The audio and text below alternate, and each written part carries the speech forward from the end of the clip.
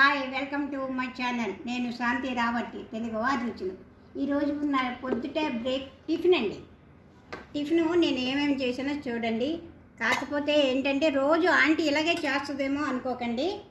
నేను ఇడ్లీ చేసినప్పుడు ఇన్ని వెరైటీ చేస్తానండి. కారణం ఏంటంటే పిల్లలకు ఒక్కొక్కరికి ఒక్కొక్క టైప్ ఇష్టం అండి.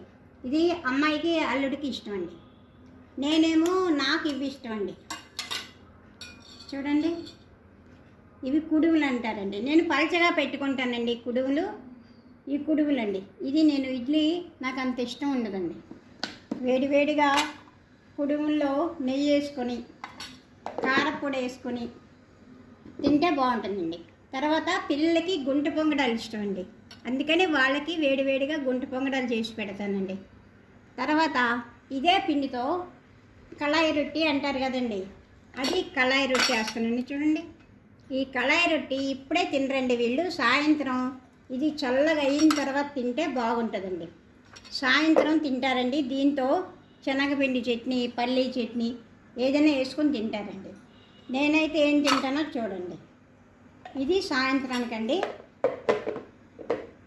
ఇడ్లీ గుంట పొంగడాలు కుడువండి. గుంట పొంగడాలు ఇడ్లీ పిల్లలు తినేసారండి. కుడుము నాకండి. అంటే అంతా తిన్నాం, వేడివేడిగా ఉంది కదా, అందుకని కొంచెం దీంట్లో ఇది వరకు చిన్నపిల్లలప్పుడు బాలింత్రాలకి మెచ్యూర్ అయినప్పుడు వాళ్ళకి ఏం చేసేవారంటే ఈ కుడుములు పెట్టి నెయ్యి ఇలా ముంచండి వాళ్ళకి పెట్టేవారండి. ఎందుకంటే ఈ నెయ్యితో తింటే నడుము బలమని.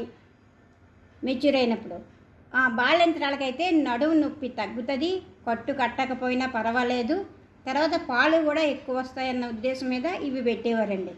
అందుకని నాకు ఎక్కువ కుడుము ఇష్టం అండి. నేను ఇలాగే ముందు 2 ముక్కలు నెయ్యితో తింటానండి. తర్వాత చట్నీ అండి. ఇది పల్లి పొట్నాల పప్పు కలిపిందండి చట్నీ. తర్వాత ఇది సాంబార్ అండి. చూడండి, తర్వాత కారపొడి అండి.